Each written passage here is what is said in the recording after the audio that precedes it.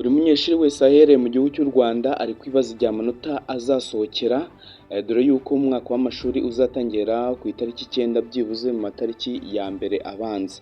Hanyuma rero amakuru avugwa mu burezi atangaza yuko byibuze gukosora byarangiye ku itariki 4 z'uku kwezi kwa munani, hanyuma ku itariki 5 amanota batangiye kuyashyira muri system kugira ngo bazabone ukuntu bayapublishinga kugira ngo buri munyeshuri wese azayabone. Ariko ukuntu bimeze nuko amanota azatangazwa nayo muri P6 Senior 3, ayo muri Senior 6 yo azatangazwa mu kwezi kwa 11. Hanyuma rero waba warize Senior 3 wagaga P6, menya yuko byibuze amanota agiye gusohoka ejo bundi ku itariki ngiye kubabwira mu kanya. Hanyuma none kuri channel tubagezaho ibintu byinshi byo bitandukanye, update z'uburezi, ucyajya ukanda subscribe kugira ufungure inzogera yawe ujye ubona natwe muri updates zitandukanye, kandi umenye amakuru areba umunyeshuri ndetse areba n'uburezi.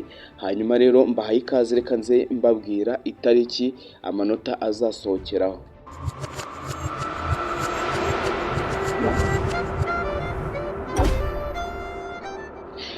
Amanota mu busanzwe amanota yasohokaga ku itariki 20 z'ukwezi kwa munani mu mwaka bakoreyeho ikizamini cya leta, ariko ubu ngubu hose ko bimeze kubera yuko ivugurura mu burezi ryatangaje yuko byibuze amanota agomba kuzajya asohoka byibuze hagati y'itariki 15 n'itariki 20.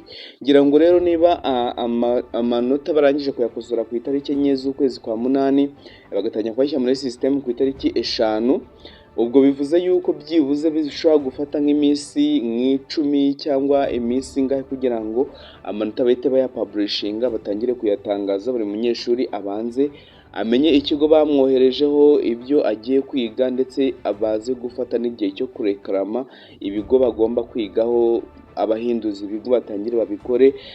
Hanyuma amakuru mfite nuko ku itariki 15 cyangwa hagati y'itariki 15 n'itariki 20 amanota buri munyeshuri azaba yamaze kuyabona. Hanyuma igisabwa, niba uteganya wumva waratsinze neza, tangira ushake ibikoresho. Andi makuru naha abanyeshuri bo muri Senior 6 bakoze ikizamini cya leta nuko amanota yabo ashobora gusohoka mu kwezi kwa 11 mu matariki 25 ndetse n'amatariki 20.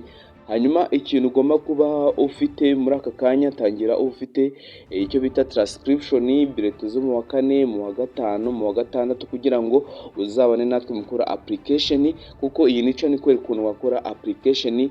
Mu gihe uzaba warakanze subscribe uzajya ubigiraho kandi mu buryo bukoroheye. Hanyuma ukuntu bimeze nuko muri video zizataha nzabe kuntu tuzakora CV, motivation letter, ibyangombwa byose bisabwa kugira ngo ube wakwemerwa no guhabwa inguzanyo cyangwa ube wahabwa Bruce.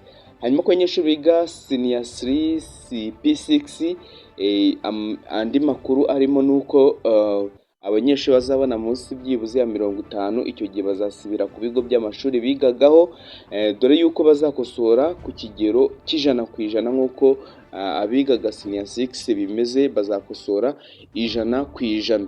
Hanyuma rero niba warageze munsi ya 50, umunyeshuri wese yaba yiga P6 yiga Senior 3 agomba gusibira uwo mwaka, kandi ku kigo yigagaho. Gusibira ku kindi kigo ntago bizakunda muri uyu mwaka. Hanyuma rero andi makuru avuga mu burezi nuko Senior 3 ngira ngo muzi yuko habayemo impinduka mu burezi, section zarahindutse. Za section mwari muzi ntago arizo muzajya kwiga mu wa 4, oya ntago ariko bimeze, ko buri section byibuze bageje kongeramo ikintu cyitwa entrepreneur ndetse na ICT kugira ngo buri munyeshuri azafite ubushobozi bwo guhangana ku isoko ry'umurimo ndetse no ku isoko ry'ikoranabuhanga.